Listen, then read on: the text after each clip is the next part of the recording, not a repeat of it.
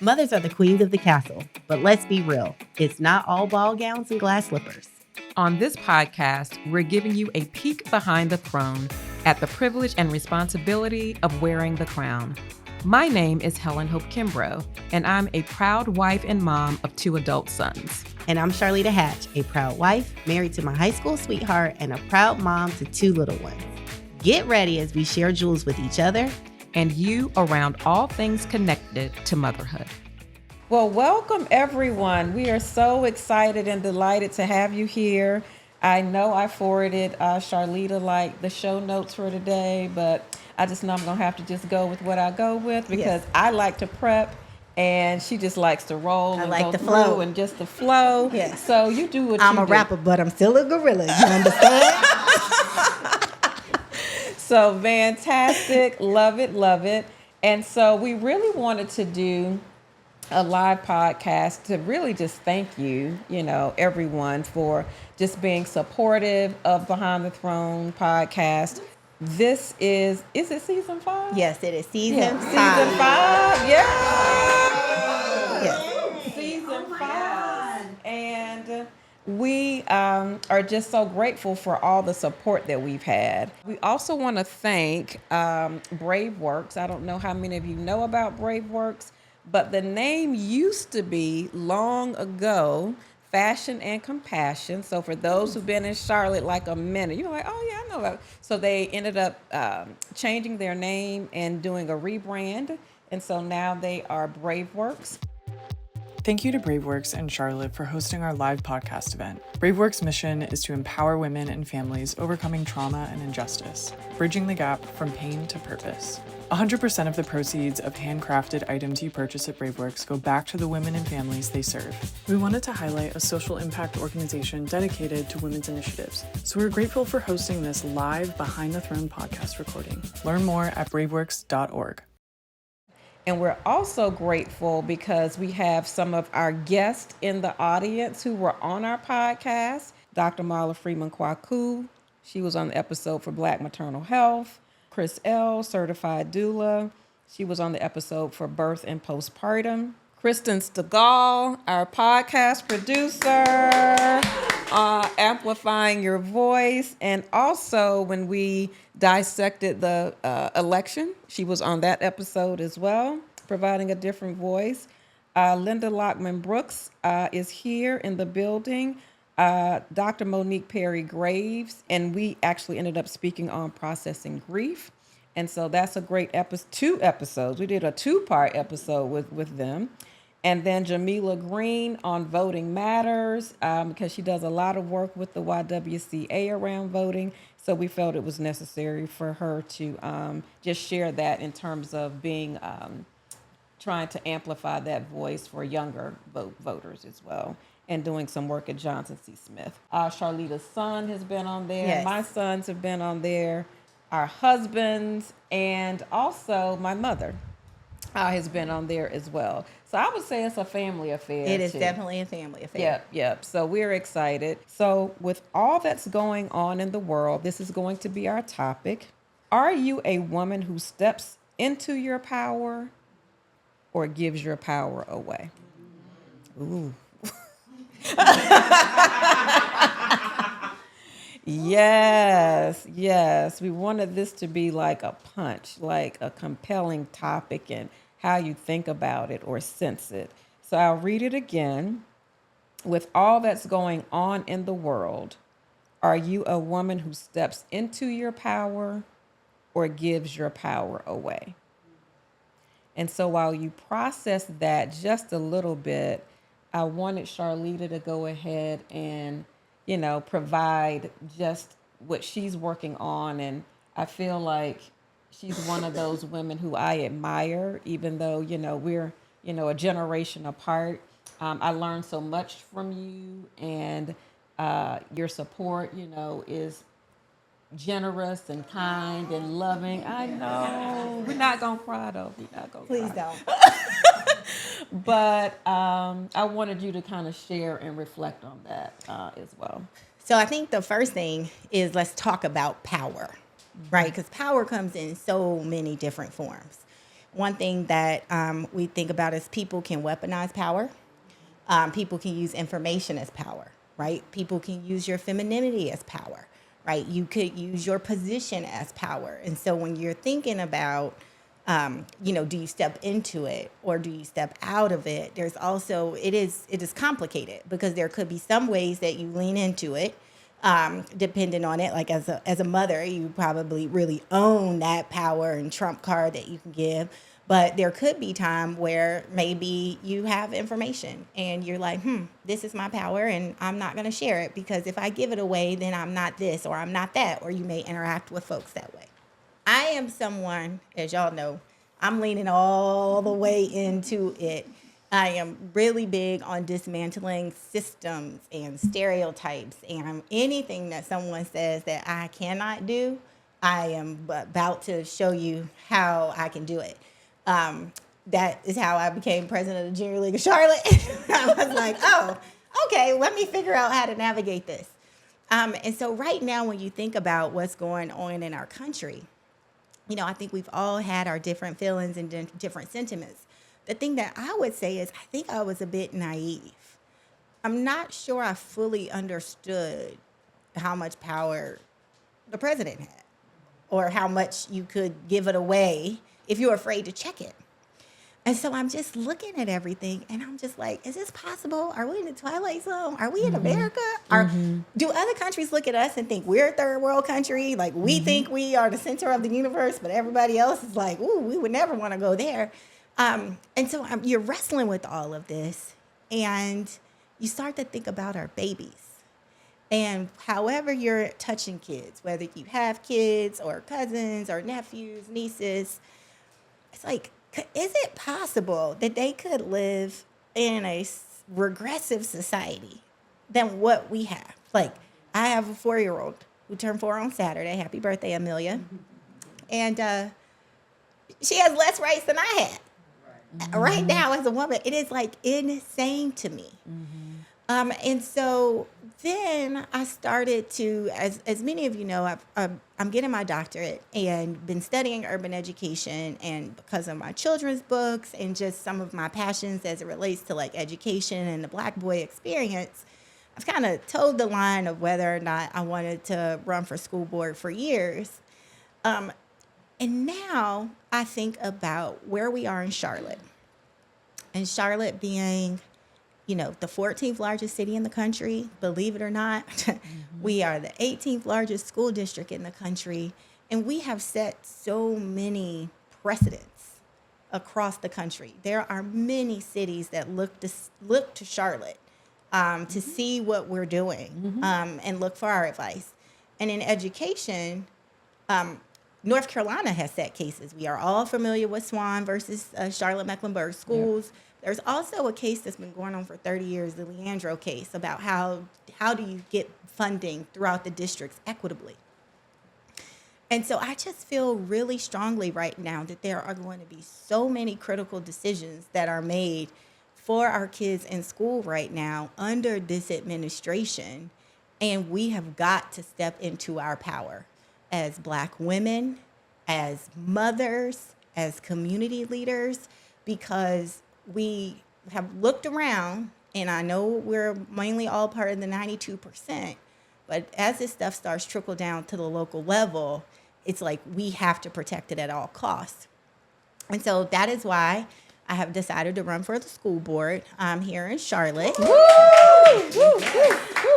Because we shy away from these roles, but what we're seeing is we can boycott, we can riot, we can post on Facebook, we can do all of these things. Meanwhile, people are appointing people to the Supreme Court. They are getting into the House and to the Senate. They are being appointed to, these attorney general roles and federal roles and all of those things. And with no credentials. Yeah. As we know, Black women are the most educated demographic in the country. So when people question our qualifications, it's laughable. But it's like, if we don't step up and step in right now, like, who is to blame?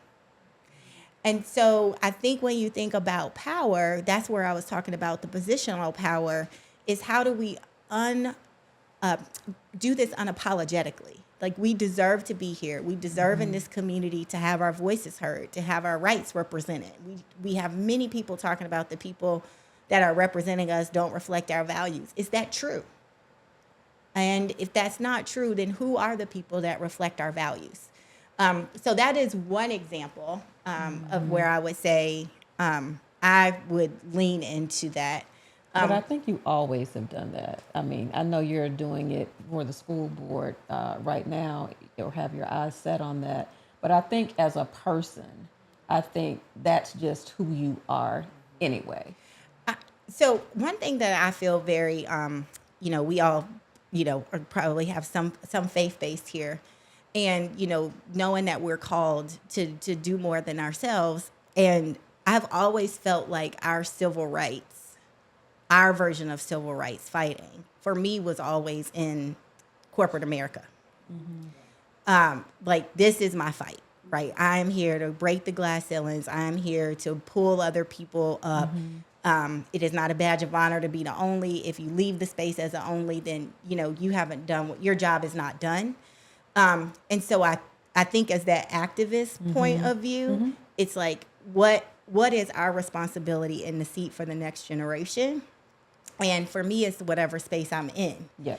Even when both of us created our children's book, it was a way to have power. We both had publishers turn us down. We both saw a need that needed to be filled. We both wanted Black boys to be represented and to, and so that is a way of being, like, having power to say our kids deserve to see themselves in books. A children's book. And I just think that that's what Black women do, though. I do too. I do too. And it's really one of the reasons why I created, AK Classics.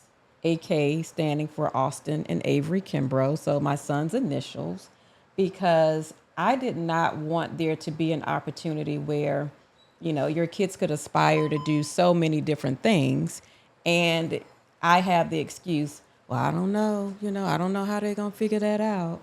I guess there will be some books for them to read. And I was like, you know what? I have an opportunity to really stand, create, do something that could not just benefit my own kids, because that's really how I started this process. I'm just going to do this for my kids. And God checked me and said, no, you will not. You will do it for all kids, because it's not just for kids who look like my kids, but it's for kids who don't look like my kids, right? So that's important as well. And it puts you in a position of power, because you opened up the doors for so many of us.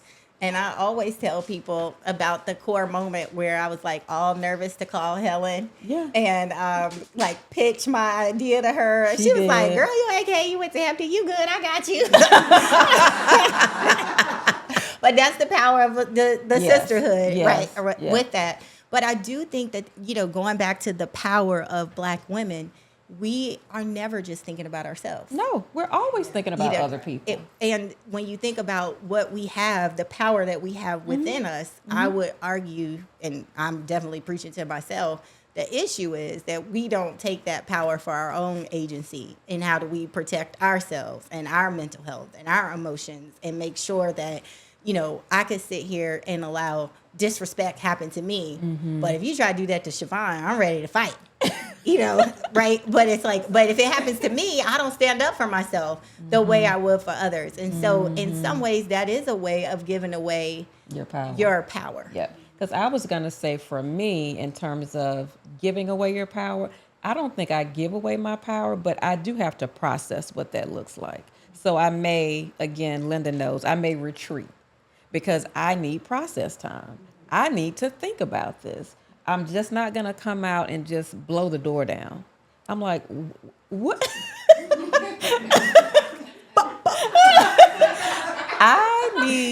I'm like, no, like, what's a strategic way, in order to do this? And so for me, after I get to that point, Martin Luther King, Malcolm X. Yes. Then I'm like, okay, now I need, but it's also the longevity that both of them had, Martin Luther King had longevity, Malcolm X had longevity. You need both. You need both. You need all different types of power. You got to know how to navigate and use all different types. Yep. And I think one of my books, maybe we'll talk about it on the podcast, that I love and I reference a lot in leadership is called Lead Like a Superhero. And the reason why I like that book is because it talks about all the different superpowers that that superheroes have. And so you may have one superpower, maybe it's flight, maybe it's hearing, maybe it's transportation, being able to teleport. But they all work together. It wasn't like there was a power that was greater than the other. It was about when that power was needed. Yep. And how did the superheroes come together to use their powers for the greater good? And I think about that often as a leader, right? And so sometimes we judge people because they might be a quiet leader, or they might have a way in which they navigate different situations in a quieter way. Or you may judge people who are, a little louder, but you need both. And we have to, especially as women, I think, create space for everyone's power to be just as important. Yep. Agreed. So we wanted to really approach this question with you, like as our audience, just to hear your, and I know we actually have our friend who is also here. So the question that we have is, with all that's going on in the world, are you a woman who steps into your power or gives your power away?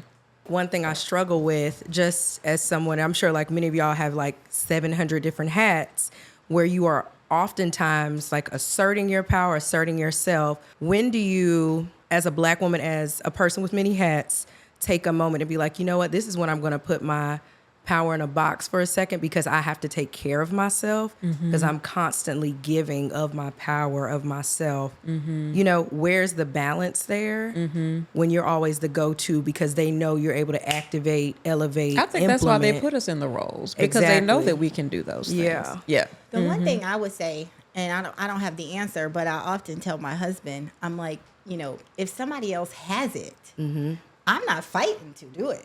Yes. So should you want me to have rest, should that be your desire? If you got it, then I don't have to have it. And I think we're often surrounded by people who either know we've got it, so they don't step up, or people who are just incompetent, right? That. And so they don't do it. And so we have to decide, which I'm not a good example of, but we have to decide, is this ball the one that's okay to drop? Because if we wait for other people to either catch it or to do it in the way in which we want, it's probably not going to happen. It's true. And then the other thing, I think you have to have coachable moments with other people and pull them in so that you can help them. And also this helps you. And so I feel like if there are opportunities where you can coach someone to do the things that you do, then you can also relax a little bit. Yeah. And it feels good to do that. And so manage up, manage out, manage through, all of those things, because you need longevity for yourself. Absolutely. And you also need a soft place and a safe place. And I firmly believe that with your talent, you're also positioned for this moment at the right time, that you can do this, and they trust you. And trust is also a commodity. That's a big thing. That you can then say, you know what, go forth and do this work. Right. And so I would say that too. Thank y'all. Yeah. All right, Jamila. So anyone else who would like to share? All right, Mala, to the microphone.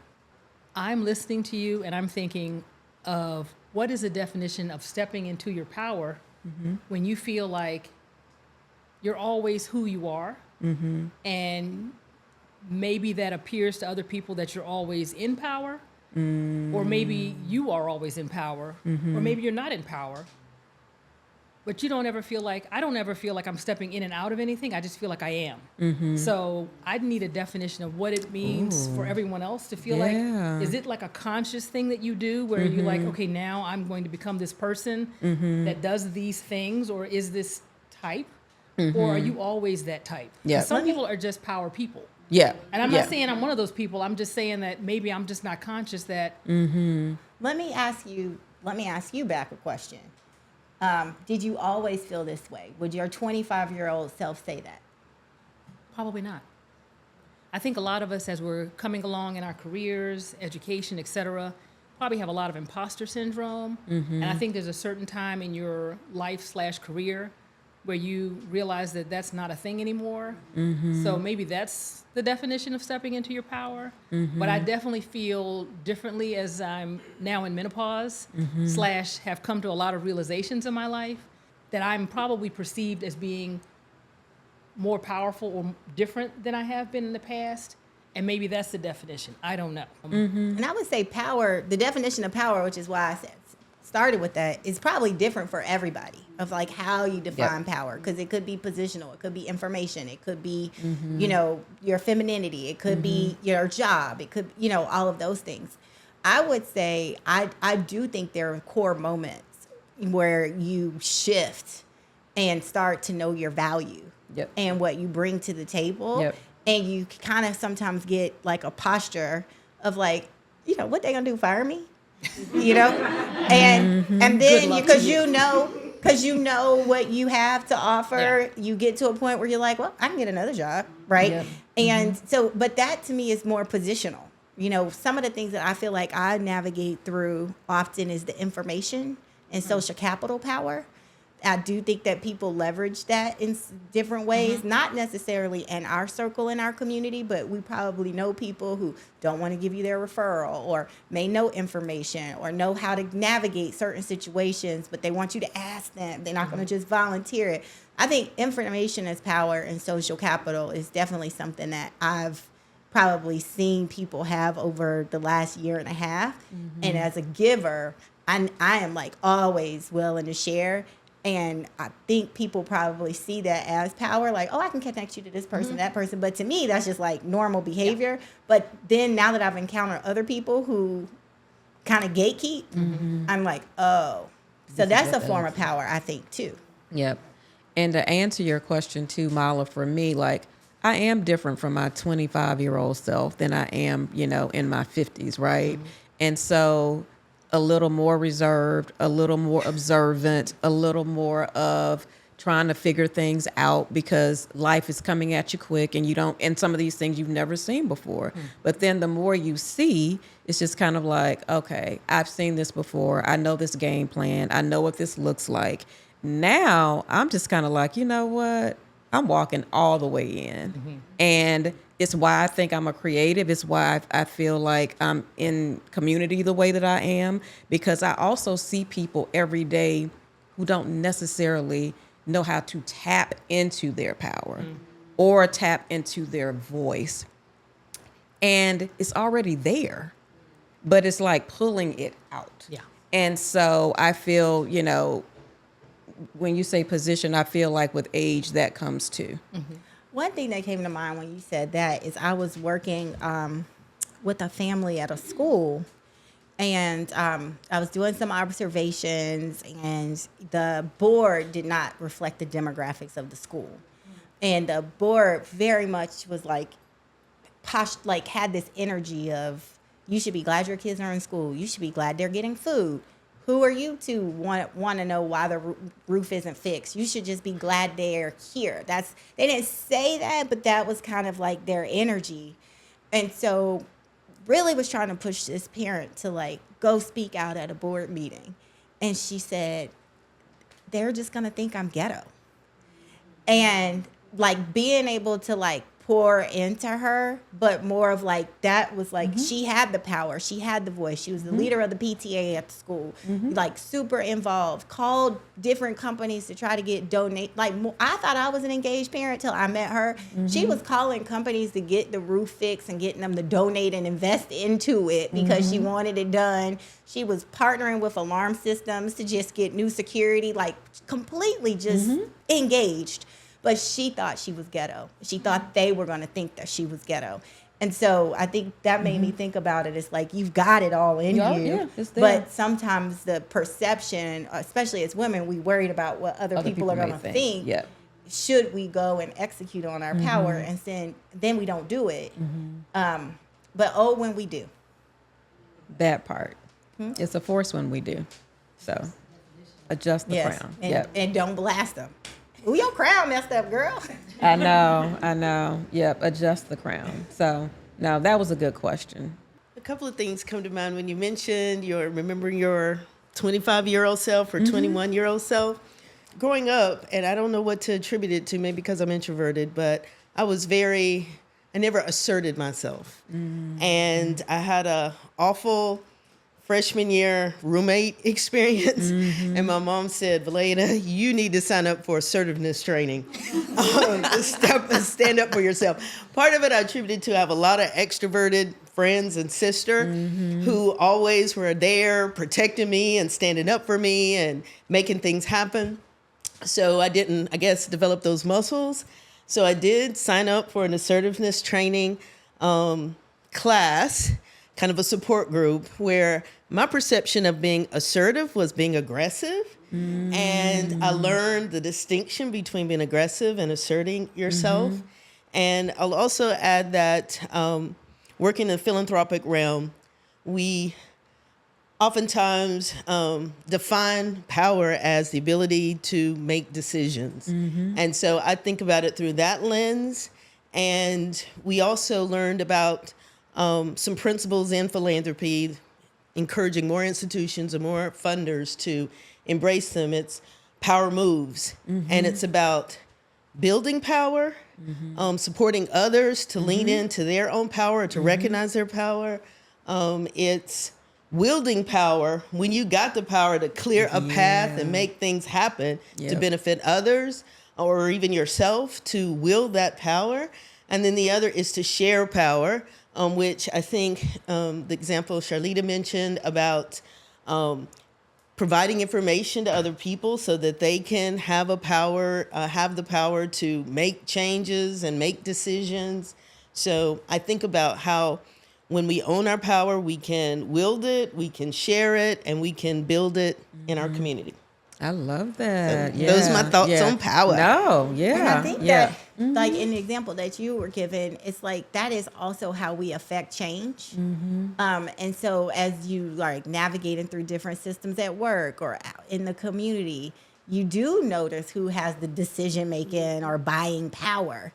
And oftentimes, I was actually just having this conversation a couple of days ago about how hard sometimes it is to get a job now, because like, you know, who is the exact hiring manager? Because it's Right. 400 people putting an application in for one role. But even in the people we know, right? Oh, like yeah. you may know, like it seems like a very senior executive at, you know, at whatever company. It's like, do they have a hiring decision-making power where they say, I'm going to create this role for you. You know, this is my decision. Or do you have to go through, you know, 5 other people or 5 people above them? And in some ways, I'm sure it's designed to be a little bit more equitable than the way it was in the past.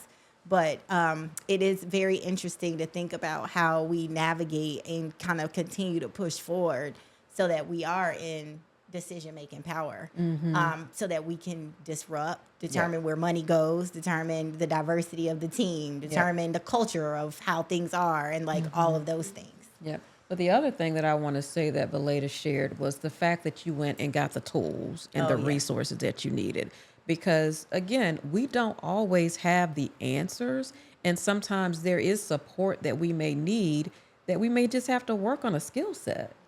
And there's nothing wrong with that. And so I love the fact that your mom suggested it and that you followed her suggestion. And look at where you are now. You're always talking to so many different people and asserting yourself, you know, as well. And I also like the terminology that you used around assertiveness versus aggression. Because, you know, as Black women, we always hear, I heard it all the time in my 20s and 30s, very aggressive. And to me, I think when they would say it, there would be some shame for me because of how they would say the word aggressive. But, you know, there's a softer term that you probably need to work a little bit more on, and that would be assertiveness. And so I'm like, now I'm just like, you know what? It's all the same. I'm just going to do what I'm going to do. You know, we talked a lot about moms, and I think, you know, having a mother see it in you and like name it and like help navigate it is also pretty special because, you know, Some are much more of like, you just need to pray, right? Some are just like, you're going to be fine. But I think being able to name that and call it, and we should do more of that for each other. I actually have never heard of assertiveness training. But I love it, right? I do too. Now I do too. Yeah. But I think that's I something like where it. it's like, that's in your toolkit, right? To like share with other sisters now that are like, you know what? Like, this will give me the confidence to use my voice.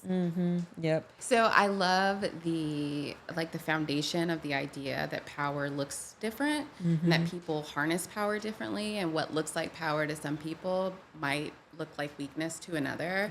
I think it's important to recognize that power is different in different contexts. I look at those M words as power, empathy, and embrace. I look at power like service. And I think that's important. Most of my motherhood career, most of my adult life, I've spent as a stay-at-home mom. And when you're in that position, when you're raising babies and you see other folks who graduated from college and who did all the things that you did too, rising in their careers, making, different kinds of gains, it can feel some kind of way when you're not necessarily moving in that way. But I think over time, I realized just how powerful my role is, how important it is. And I think it's important where we are and where we sit to use what it is that we've embraced to embrace others who are in similar roles so that they also feel empowered by our power. Those M words. I like the that. EMs. No, empathy and embrace. Thank you for saying the M words, because EM words, because I think that what I'm hearing and what has been shared is, again, it's all of it. Yeah. So the idea of, and you talked about your 20, for me, it was literally my 17-year-old self when I got my first big, what I called big job. And I took that path, that business path. I was fortunate because I had seen it, because I had a parent, I had a father who was a sales guy for a big company. I saw it. He didn't name it. I saw his power every week when he filled out the report for his sales report. And I swear I'm writing the book, Helen, help me, about my dad. But I, as a 5-year-old, saw him mail that. I'd go to the post office with him every week. And he'd open that big chute and he'd mail the sales report with his really good numbers and his expense report. And I realized now what I saw was that balance of impact, sales results, expense report, because that company car, which some people thought was a big deal, he was clear. That wasn't his car. And yet we got to ride in it. I saw those things. But he never did it from a place of, look at me. He's like, he was making the moves. And he said, baby, we made it another week. And I realize now he was imprinting on me. So when I showed up in my first roles as a young college student working in business, I showed up confident and empowered. I didn't know it, but I did. I also had a mom who was saying what your mother was saying, because I had that older sister that did all my talking and my mom did all my talking. And she's like, Linda, you have to show up. So those are those things. And so for me, the journey has been, and the other thing my father did and my mother, they shared their power. Yes. So that was my example. And so those are people, like many of you in this room know that, Linda Lockman Brooks knows this one or that one. And I have social capital. I'm glad I have it. I speak on it now. I know why I have it, because I saw it shared. I couldn't name it. And yet it's part of who I am. And now my goal now is, while, I still work and stay engaged in the community, I still believe it's important to share it. Yep. So when you say things like with that mom that, you said to her, I hope you went back and said, you may be feeling that way, but let me tell you what I see. And I bet that's what you said to her. And told her she could do it. Yep. Yeah. And when somebody referred to their kid to me the other day that they were a hood rat, and I said, okay, tell me what you mean by that. And then let me tell you how that comes across. And why do we want to reinforce that? There may be a reason. You writing a rap song? Okay. But if not, we can find another way to refer. Yeah. So I think it is the idea of embracing it, finding it where you are, and for me, it's sharing it. Yep. Yeah. And again, having worked like my dad in sales years ago, those gatekeepers who wasn't trying to share nothing. Yes. But if you could find common ground Yeah. and make them your friend, and they decide Linda's great, she can go see Mr. Big, and you make the sale. Again, it's authentic. Yeah. So that's the other thing. And my friend, we've been talking about her all evening, Joan Zimmerman, always says, Linda Lotman Brooks always talks about being authentic and intentional. But that is intentional. Yeah. Because that's what I saw. And I realize now, again, that was such a gift. Yeah. I couldn't name it for a long time. Now I'm in the process of naming it. And I also want to continue to share it. So I think that, to me, is power. Yeah. Yeah. Yeah. That is power. Yeah. And I hope to keep stepping into it, and I hope to keep sharing it. No, that's so good. Thank you for I sharing have your benefited power. from your sharing. Yes, I have benefited from her sharing. I have gotten the calls. Have you gotten the calls? Yes. Yes. Yes, we have gotten calls from Linda. So, yes. And she has just been a phenomenal, I would say, not just mentor, but sponsor, and just investing in us and seeing things in us that sometimes we don't even see in ourselves. So, yeah, as well. And then also, Chris, too, talking about the stay-at-home mom. Girl, I like I tell everybody, I've been every mom, okay? And stay-at-home, I have been that too. And you do feel some kind of way when you leave like corporate America, and then you decide that you're going to now, be a stay-at-home mom for your family. But now what I say is the goal of any mother is just not a stay-at-home, or if you're working, is you just really want to raise good kids, socially conscious kids. And to me, that's the benefit of on both sides of that and how you do that. So, yeah. Going back to what I said earlier, we need both. We need both. We need our mothers that are staying at home, modeling that example of what it means to have motherhood as your first ministry.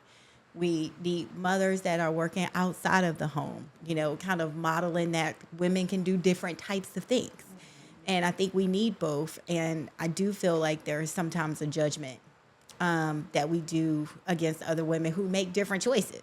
I mean, whether you choose to breastfeed or not, people judge. I think we got to do more to, I don't know what the word is, but would be power if we would accept women, all different types, and create space for them. Yeah, create space for them in different ways. And also knowing that we're really here to support each other. I mean, when we talk about diversity, that's what diversity is, right? Supporting all day long and looking at inclusion, all day long. So. And God knew. I was just telling somebody the other day.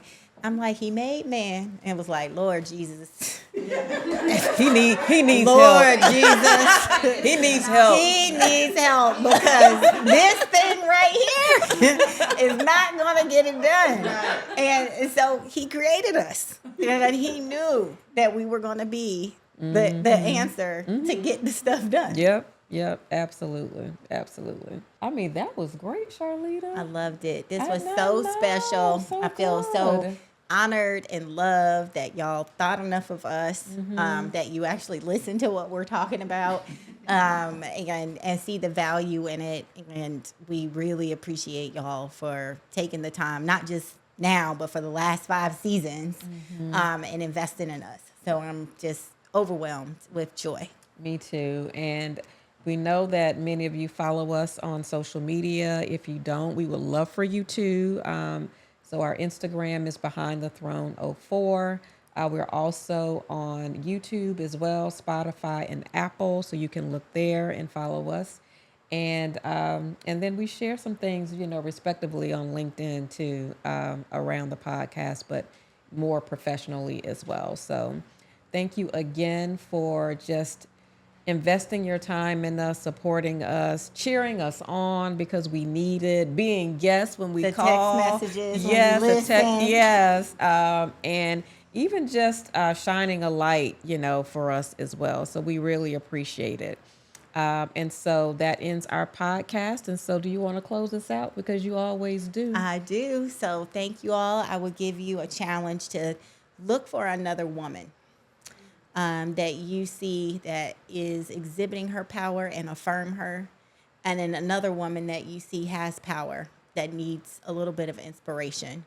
And as you continue to listen to our podcast, be sure to follow, comment, or subscribe for Behind the Throne, because mothers are the queens of the castle. So thanks for joining us for a little bit of a peek. Thank you.